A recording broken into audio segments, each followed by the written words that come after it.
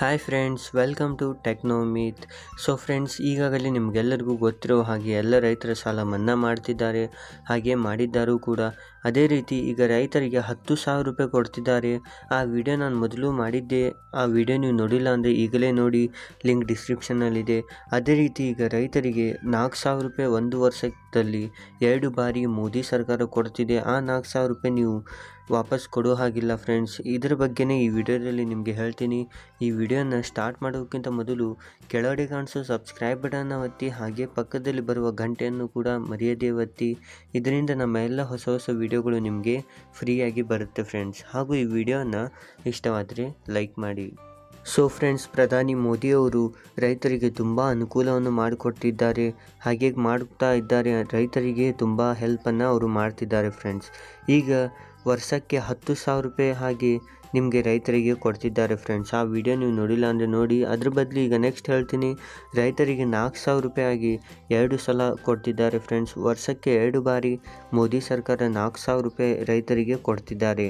ಆ 4,000 ರೂಪಾಯಿಂದ ಅವರು ತಮ್ಮ ಬೆಳೆಗೋಸ್ಕರನೇ ಯೂಸ್ ಮಾಡಬೇಕು, ಬಳಸಬೇಕಂತಲೇ ಅವರು ಹೇಳಿದ್ದಾರೆ.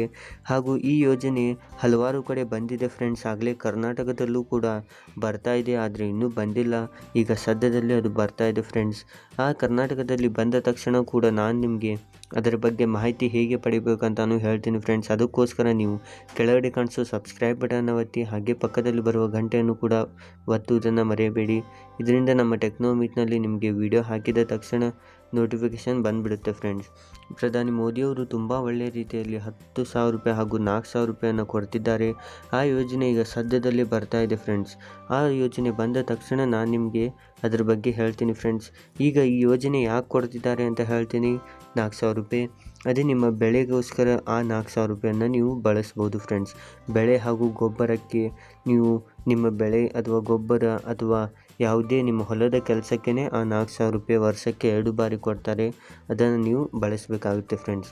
ಸೊ ನೀವು ರೈತರಾಗಿದ್ದರೆ ಈ ವಿಡಿಯೋನ ಲೈಕ್ ಮಾಡಿ, ಹಾಗೂ ಆದಷ್ಟು ಎಲ್ಲರಿಗೂ ಶೇರ್ ಮಾಡಿ, ಹಾಗೂ ಕೆಳಗಡೆ ಕಾಣಿಸೋ ಸಬ್ಸ್ಕ್ರೈಬ್ ಬಟನ್ ಒತ್ತಿ ಸಬ್ಸ್ಕ್ರೈಬ್ ಮಾಡ್ಕೋದನ್ನು ಮರೆಯಬೇಡಿ. ನೀವು ನಮಗೆ ಇನ್ಸ್ಟಾಗ್ರಾಮ್ನಲ್ಲೂ ಕೂಡ ಫಾಲೋ ಮಾಡ್ಬೋದು, ಲಿಂಕ್ ಡಿಸ್ಕ್ರಿಪ್ಷನ್ನಲ್ಲಿದೆ.